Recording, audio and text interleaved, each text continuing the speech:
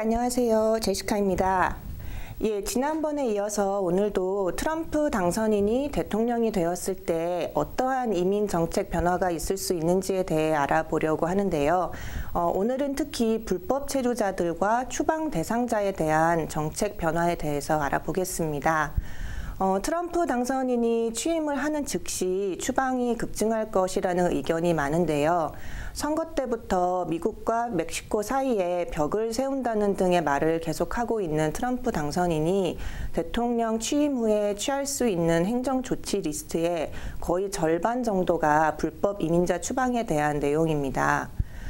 여러 가지 내용 중에 많은 분들이 관심을 가지는 부분이 불법 체류 청소년 추방 유예, 다카라고 하는 프로그램의 운명이 어떻게 되는지인 것 같은데요. 이 다카는 2012년 6월에 오바마 대통령이 행정 조치를 통해서 시작한 프로그램입니다. 2012년 6월을 기준으로 31살 미만의 불법 체류자들 중에 16세 이전에 미국에 입국한 사람들에 한해 추방 유예를 해주고 또 노동허가증을 발급해 주어서 일을 할 수 있게 해주는 프로그램인데요.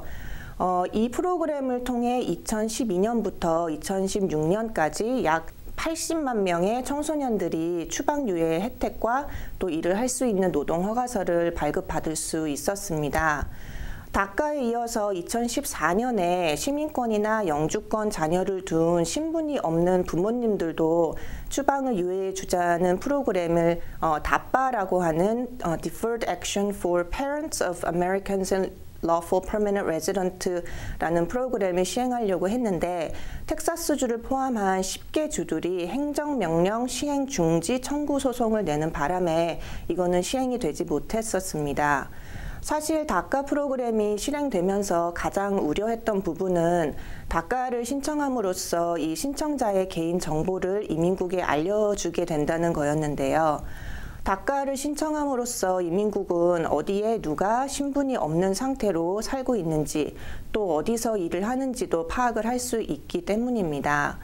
미국 정부가 이 정보들을 역으로 추방하는 데 사용하지는 않을까 우려했던 부분이 현실화가 될 수 있을 것 같아서 지금 안타까운 상황입니다. 실제로 트럼프가 취할 수 있는 행정조치 리스트에 이 다카 서류에 나와 있는 정보를 사용해서 다카를 받았던 사람들을 추방하는 내용과 또 다카를 통해 발급된 노동허가서에 대한 정보를 가지고 고용주를 상대로 조사를 실시한다는 내용이 담겨져 있는데요. 이 고용주를 상대로 하는 조사에는 예전이나 현재 불법 체류자를 고용한 적이 있었는지가 중점이 될 것 같습니다. 다카만큼이나 최우선으로 조치가 취해질 상대는 전과가 있는 불법 이민자들입니다. 트럼프 당선인이 선거 유세를 할 때부터 전과 기록이 있는 불법 이민자들을 추방 대상 1순위로 해서 대대적으로 추방을 할 것이라고 예고를 했었는데요. 근데 이 추방 정책은 사실 오바마 행정부에서부터 추진되어 온 정책이고 트럼프 당선인이 새로 시작하는 것은 아닙니다. 오바마 행정부도 1년 이상의 징역형인 가중범죄 또는 중범죄를 1순위, 3건 이상의 경범죄나 또 심각한 경범죄를 2순위, 그리고 기타 이민법 위반자를 3순위로 분류해서 차등적으로 추방을 했었는데요. 오바마 대통령 재임 기간인 2009년부터 2016년까지 추방된 불법 이민자 수가 약 250만 명 이상으로 미 행정부 역사상 가장 많은 추방자 수라는 것이 확인된 바가 있습니다. 오바마 대통령 전에 부시 대통령 때도 그 추방된 사람이 약 200만 명을 조금 넘은 숫자라서 오바마 대통령이 훨씬 더 많은데 지금 트럼프 대통령 임기 시작 후에는 도대체 몇 명이나 추방이 될지는 모르겠습니다. 이렇게 추방 정책 자체가 크게 바뀌지는 않겠지만 아무래도 검문 검색도 강화되고 단속도 심해질 것이라고 생각이 되는데요. 그 예로 요새는 한국에서 비자를 받아 들어오셔서 미국에 체류 중에 음주운전 등의 범죄 행위로 경찰에 걸리는 경우에 한국에 있는 미국 대사관으로부터 바로 비자 취소 통보를 받게 되실 겁니다. 그만큼 범죄 행위를 하는 이민자나 방문자에 대해 조치가 강화되고 있다는 것 같습니다.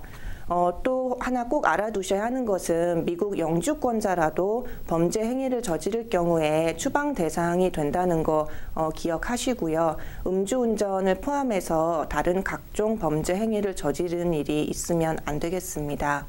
예, 그럼 오늘은 여기까지 알아보고 저는 2주 후에 다시 뵙겠습니다. 감사합니다.